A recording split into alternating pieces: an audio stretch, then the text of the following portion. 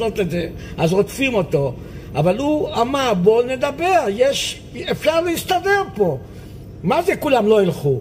מי ילך? אם לא החיילים שהיו נהגו על קידוש השם, לא הייתם רגע אחד יכולים לשבת פה בארץ ישראל.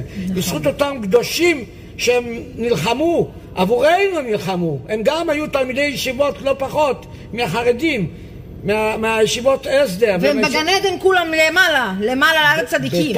בסיכום אני אומר, אפשר גם שיהיו עשרות אלפי תלמידי ישיבות, וגם אלה שלא לומדים, ואנחנו מכירים אותם, אני מכיר אותם אישית, וכולם מכירים אותם.